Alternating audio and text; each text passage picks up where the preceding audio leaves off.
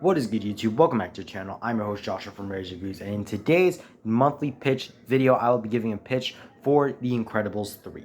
So if you don't know what the monthly pitch series is, as always, every single month I will be making a dedicated video dedicating a pitch to any type of film, TV show that I would like to see that was announced, and a few days and a little over a week ago,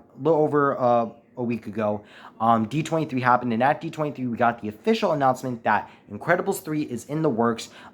We didn't really get much news aside from that when it comes to Incredibles 3. All that we know is that it's coming, and that Brad Bird, the director of the first two films, is coming back to direct the third one. My prediction on when this film will release, probably 2027 earliest, either 2027 2028. I can imagine it hitting one of those dates. I bet by the next D23, which will be in 2026, that's when we'll get more information on this film. So I can expect the earliest being 2027 for a 2027 release date. But yeah, so The Incredibles is one of my favorite superhero films of all time. It's one of my favorite films of all time. And I thought Incredibles 2 was pretty good. It wasn't as good as the first one, but it was still fun. So I'm very excited to see Incredibles 3. I'm very excited to see this film be released and have the Incredibles trilogy be complete. And yeah, I thought that this would be a good pitch for the month. And yeah, so without further ado, let's get into it. If you guys are new to the channel, make sure you hit the subscribe button and hit the bell icon so you will not miss another one of my pitch videos. I have a whole playlist of pitch videos that I've done for almost a year now, so go check out those other pitch videos I've done. And without further ado, let's get into it. So the first thing that we're going to establish, so we're just going to get into it right now. I'm going to get into this in a minute. So this film would, as I said, my prediction that it will release around 2027, 2028. And the opening battle of the movie would have the Incredibles and Frozen fight off against Bon Voyage, who, if you don't remember, was like a little villain that was introduced during like the Glory Days flashback scenes. At the start of the first Incredibles movie, he was like the French villain, and I thought it would be cool to have him kind of like as like a callback to the first film. And yeah, so the Incredibles and Frozone are coming together to stop Bon Voyage from blowing up multiple buildings. In this fight scene, it would be revealed that it's been 5 years since the events of Incredibles 2, meaning that we will see the kids older, like we will see Violet, Dash, and Jack Jack all older, all a bit older, and I'm gonna be giving you their ages. Violet, who is now going by the name Invisigirl, would now be 19 years old, because after doing some research, because Incredibles 1 and 2 takes place right back to back with one another, I predict that Violet would be around 14-ish years old. So 14-ish years old, so I went with 19 for her. Dash, aka Speeder, is now 15 years old. He was around 10 years old in the first two films. And Jack Jack, because there's not really a timeline to see how old Jack Jack is, I just made an educated guess and said that by the end of Incredibles 1, he's at least 1 year old. So he is now 6 years old. And he is called the Little Monster, and it would be revealed that Jack Jack now goes by the name JJ, and his name is the Little Monster, and it would be revealed that of all the 17-ish powers that he had in Incredibles 1 and 2, the final powers that his body, that he was able to keep was the monster form. I just thought that was kind of like the coolest power that he had of all the powers, so that's why I'm sticking with the Little Monster. And the reason why I decided to age up the kids is because I feel like it's a lot better so we could see these, because for my pitch of the movie, this film will focus heavily on the kids, and it will not focus too heavily on Mr. Incredible, Mrs. Incredible, or Frozone, because the first film was Mr. Incredible's movie, the second film was Elastigirl's movie, and I feel like now we need to have a film that focuses more on the kids, as now they're older and they now have their powers and stuff. And it would also be revealed that Edna Mode, our favorite superhero tailor, made individual suits for Violet, Dash, and Jack Jack. So when we see the Incredibles come together, we would see all of them in their own unique suits. We would see Mr. Incredible and Elastigirl and Frozone in their respective suits that we saw them in at the start of Incredibles 1, and like when they met Winston and Evelyn in Incredibles 2. And then Violet, Jack Jack, and Dash would have their own individual superpowers, super suits, which would remain true to their true selves. This film will focus more heavily on the children, as I said before, as now Violet is starting college and wants to kind of leave the superhero world behind. Now she's entering the world of adulthood. She spent a lot of her life with her powers. As we saw in like the first movie, for majority of the film, she had real resentment for her powers. She didn't want to be a super. And then the second film, she was learning to be comfortable with being a hero. And now this film, she is trying to balance that life, but a part of her wants to really focus on being a normal human and kind of just focus on her future without having to worry too much about being a superhero.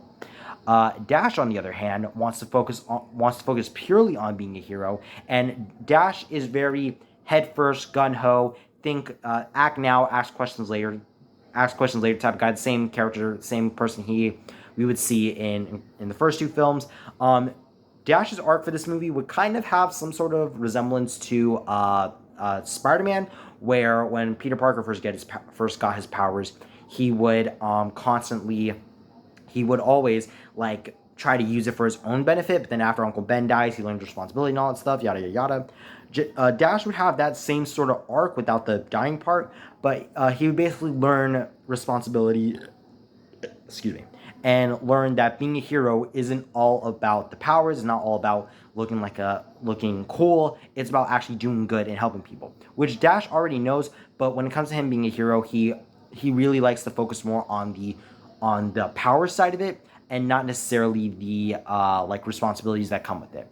And Jack, he is still struggling to control his powers because obviously he's a 6-year-old. He's still learning about his powers and stuff, and the entire family is helping him, but it can be a little hard to do when he can turn into an actual monster, which is difficult for him, which is a little bit difficult for him, and how he needs to control his anger because he still has his little tantrums. Bob, Helen, and Lucius, Mr. Incredible, Elastigirl, and Frozone, they will have more mentor roles in this film, as Bob obviously still loves being a superhero, and we will see him kind of we'll see him try to push the glory days onto his kids, which is something that we never really saw in the first two movies. But I think because he sees that his kids are becoming their own heroes, he wants to push the glory days onto the new generation. He wants to make a new glory days for his kids to look back on, and that is putting some rifts between obviously him and Helen, and also him and Violet, because as I've said, Violet doesn't necessarily want to be a hero that much anymore, but she understands that it's the responsibility it's a responsibility that she has to go through. Yeah, so Bob and Helen will have multiple arguments about Bob pushing the glory dates onto the kids, which is something that they'll obviously argue about. But Bob, in the end, will learn that he can't hold on to the past. The glory days were the glory days, and now it's time for his kids to make their own glory days, and he can't pressure that onto them, whether they're heroes or not, and that's more pushed onto Violet. And we have Lucius, who is also, as I said, a mentor. He is going to be the middle ground character for both Bob and Helen, where he will be like teaching the kids how to be heroes, but also just trying to encourage them to also focus on their normal lives, which again is something that Violet doesn't want to. Violet is focusing heavily more on, while Dash is focusing more on the superhero side. He doesn't really have a normal life, really. He doesn't really have too many friends, and just because of how stubborn he is, let's go with that, he can really be a bit of a stickler for rules, let's just say that, as we've seen in the previous two movies. We would also get a return of Kari McKean, who, if you don't remember, she was the babysitter. She was Jack's babysitter in the first movie, and she was also the, I guess you could say, protagonist of the special Jack attack. And we will see her become Violet's best friend, because my guess is that my educated guess is that Kari is around the same age as Violet, so I would say that Kari is like 14-ish years old. So when we see her again, she's 19 and also starting college the same time as Violet. And we would have a scene, like a little funny scene, as she reunites with Jack, and it would be referenced that she recognizes him, but says that she remembers him because she babysitted him, and said that he was always a calm baby. And obviously she doesn't remember about all the torment, let's say, all the torment that Jack put her through with all his powers emerging, and how she had to worry about him being on fire, being a monster, the laser vision, and all that stuff. So I think that would just be a funny scene, how she lost her memory of that whole night and stuff. So I think that would just be a really interesting, just like more of like a really funny callback. You would also be introduced to two new superheroes in this movie. One by the name of RoboZap, who she is not a superpowered individual, but she is very smart and she built her own robotic suit. And we would also meet Lift, who has telekinesis. His name would Dash would pick on him all the time for his name, and that would kind of be like a running gag for Dash and Lift's like friendship throughout the movie. And they would be the characters that would introduce the family to the villains of this movie, the Monster 3 gang. Now we're gonna dive into the villains of the movie, which are the Monster 3 gang. The Monster 3 gang consists of three villains three monster-esque villains who are running a crime syndicate with their respective armies. And the first member of the Monster 3 gang is the Underminer and his army, the Undergrounders. Now, if you don't remember the Underminer, he was at the very end of Incredibles 1 and he was at the very start of Incredibles 2. Very underutilized. I kind of wish that he was the villain for Incredibles 2, or he had a bigger role in Incredibles 2. So for Incredibles 3, I was like, okay, let's give Underminer the love and attention that he deserves, and make him one of the villains of this movie. And his origin would go the following. So his origin would go: the Underminer was born very short, and he was born with like a mole-looking face, which would have him be bullied a lot, and he would be called Mole Man, the Underminer, and all that stuff. But he was also very intelligent and had a fascination with soil and the underground and just dirt in general, which is what gave him the name as like the Underminer. Like his bullies would constantly call him the Underminer for loving underground more than he loved the surface. And he believing that the surface world is holding, and he has a very strong belief when we see him that the surface world, in his eyes, is holding the underground world back from fulfilling the Earth's true nature, because he believes that all the industrialization that exists in the world is holding the Earth back from its true nature, which is the ground, the forest, all that stuff. He cares about the underground, and he will do whatever it takes to have the underground retake its role in Earth, so to speak. The second member of the Monster 3 gang is a villain named Anchorman. He is the leader of the fishermen, and the Anchorman was a news reporter who was sent to the Bermuda Triangle and fell into water during a very bad storm. He died during that event and came back to life with a curse, making him look like a monster. He wants revenge. He wants revenge against the people who sent him on the boat ride to the Bermuda Triangle, as he blames them for giving him his curse. He really doesn't understand how he was the one who was put on the Bermuda Triangle job, but he hates everyone who's done that, who sent him on that mission, on that job, and now he wants to murder them all. And then our final villain is Brain Freezer. Brain Freezer, excuse me. Brain Freezer is a... Wait, where did I put... Okay. Brain Freezer was a successful businesswoman with her sister, and after falling into an experimental ice cream bath, weird, I know, her skin was mutated to become living ice cream, and also give her the ability to have cryokinesis.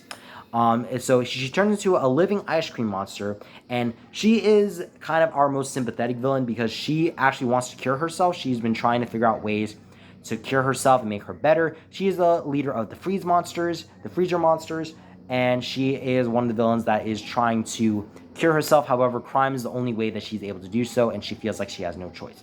These three villains we see to come together. Throughout the film, we would see their origins, as I just said, and why they're all together. They're together because they feel like the world has been against them. The world doesn't understand them, and they feel like they're the ones who can take down the world for their own reasons. And we would see all three of them kind of butt heads with each other up until the point where the three of them basically all declare all out war with one another. And the final battle would see the Incredibles, Frozone, and our two new heroes, RoboZap and Lift, all coming together to basically all basically coming down to take down the three crime families, I'm gonna call them, from destroying the entire city, because if they don't, their whole war will end with them destroying the entire city. In the end, the family ends up taking down the villains, and we would see Bob finally accept that Violet doesn't want to be a superhero too much anymore. So he says, okay, if you don't want to, you can live a normal life. I will be proud of you no matter what. Dash will learn responsibility. He'll learn from his mother exactly what it means, the true meaning of being a hero, and what it means to protect people. And Jack, he'll still be the lovable kid that we know from the first two movies, while also learning how to control his monster form. And there you go. That is my pitch for The Incredibles 3. I hope you enjoyed this pitch video. This is definitely one of the shortest pitches I've done. And it's a little all over the place because I did not organize this well. But yeah, thank you guys so much for watching. I hope you enjoyed this pitch video. If you guys are new to the channel, once again, make sure you chuck a like on this video and hit subscribe so you'll not miss another one of my videos. Also, comment down below what other pitches you want to do. I already have next month's pitch planned out, so I'm excited for you guys to see next month's pitch. But yeah, thank you guys so much for watching. I'm Joshua from Rage Reviews. I'll see you all next time. Bye bye.